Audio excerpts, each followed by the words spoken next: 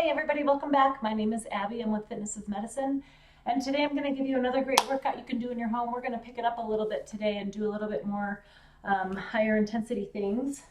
First we're going to start with a row for your arms and shoulders and back. I need to put one more handle on there. So if you have tubes or bands, you could use either.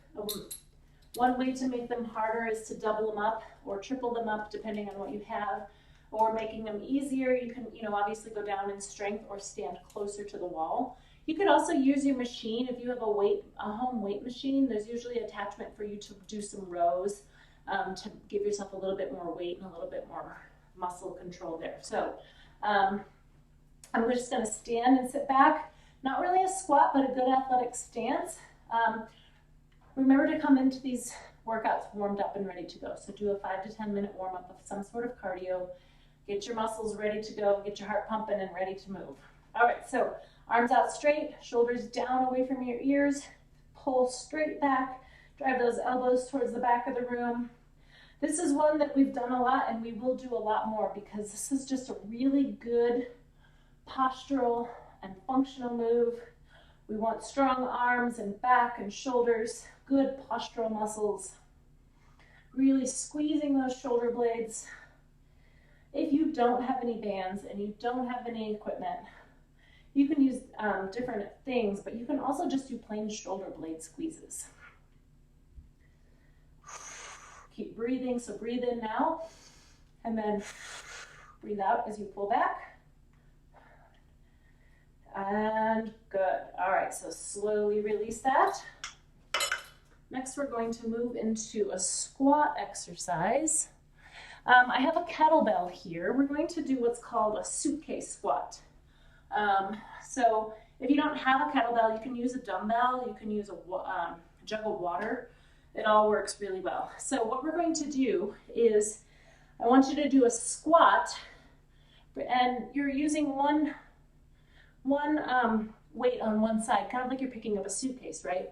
But how many times have you done this? So you lean over to the side and you give it a tug, and then you're kind of walking like this. So we want to keep everything stable and level. So I've got my feet about hip width apart. I'm going to sit my hips back and keep everything as level as possible while I keep the weight on one side. So what this is going to do essentially is really work your core as you're working in your squat. 6, keeping everything as level as possible. 7, and if you're not sure, see if you can find a mirror to watch yourself. 8, 9, and 10. Now we're going to be doing 20 total here. So if you want to move on and do the next exercise and then come back and do 10 more, or if this is really challenging for you, do 5 and 5. But we want to make sure that we use both sides. It'll probably be a little bit easier on one side than the other. Nice and level. And if you're not feeling like it's very challenging, try a little bit heavier weight. 3. And then also, if you're having a hard time keeping level, you can grab something like I always recommend the kitchen sink. I've got this sturdy elliptical here. 6. So I can reach out and hold on to this, but only use it if you really need to, because we really want to engage that core to keep you stable and work on those really important functional muscles. Hopefully you can all go on a trip and use your suitcase again sometime soon. Okay, so then be careful when you set it back down, okay? So next we're going to grab a ball. If you don't have a ball, grab a rolled up towel, and you can do this on the floor with your forehead on the rolled up towel.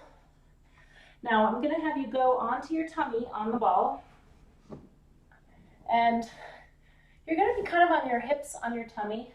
We're going to do an IWY squeeze. So this can be really challenging. If this is too much on your tummy, you can do it on the floor, just like this, with a rolled up towel underneath your forehead, just so that you can keep your head in line with the rest of your spine. Okay, so I reaching straight out, Now, importantly, then into a big, really wide Y, W. Importantly, I'm going to scoot back just a little bit. Keep your shoulders down away from your ears. Y. And then we're going to hold each one for 3 to 5 seconds. If you want more of a challenge, hold it for 5. If you're just starting out, try doing like 5 of these because they can be really challenging. It's working your back and shoulders, your core, a lot of posterior chain action going on here. I think that's 4. Keep breathing. If you're having a really hard time, you really want to think about bracing with your abs to keep you being able to breathe so you're not just falling into the ball. Also, if you find like you're sliding with those toes, you can put your heels up against a wall. That's not cheating. You don't want to be sliding. I think that's 7. I'm kind of losing track. Right up above your head, keeping your shoulders down away from your ears. Keep breathing. 1 more set. And squeeze those shoulder blades. Good. Okay, you can slowly come down from that.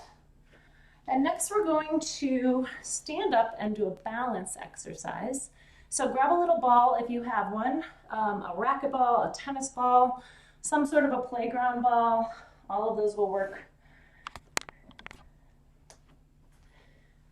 So I'm going to have you stand on one foot if you can. If standing on one foot is way too much, start with a tandem stance. If a tandem stance feels like way too much, and you can start all of these without doing the ball thing, do a little bit of a staggered stance instead. So 1 foot, more of a narrow stance than, a wide stance. So a narrow stance, a tandem stance, or a single leg stance if you're able. So I'm going to have you play catch with a ball. So the goal is to work on one side for about 30 seconds. And you may notice that here is not very challenging. The further you throw that ball, the more challenging it will become. So you can challenge yourself on your level. So, if this is all you got, that's okay. You're still challenging. You're still doing a good job. All right, we're going to switch sides. And if you're standing in a staggered stance or a tandem stance, just put the other foot in front. Challenge yourself to your ability.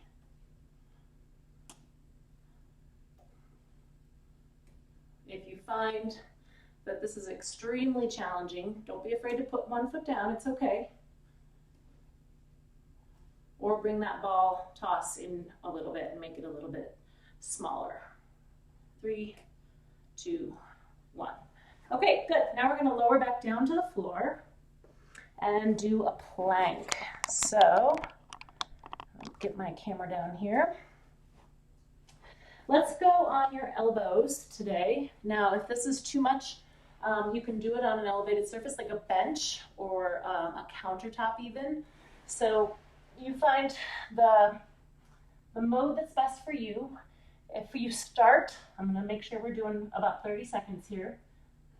If you can't do 30 seconds, do 15. If 15 is your challenge, aim for 15 on every set of these. Also, if you really think you could hold it a little longer, if you just put your knees down, you still want to keep in a straight line though. So I don't want to be here if my knees are down. I still want to be in a straight line. The other thing you can do is put one knee down and then maybe the other knee, and you can kind of alternate, and that's 30 seconds. Good. So find out where there's a good challenge for you there without being too much. So planks are hard for sure, but you can kind of give yourself little breaks in order to achieve a little bit longer if you need to. One knee down, both knees down, or just full on break and then try 15 seconds longer a little bit later. Okay, now we're going to end with one more. We've got one dumbbell. So start with a light dumbbell. I would say 3 pounds, maybe 5 pounds. And then if that feels light, you can go up from there. But this one's going to be a little bit challenging. So I'm going to raise up my camera again here. And we're going to do a front raise. So hanging onto the dumbbell on either side like this. And I want you to stagger your feet. So we're not doing a tandem stance. I just want 1 foot forward and 1 foot back still with your nice wide stance. Keep your shoulders down. Take a breath.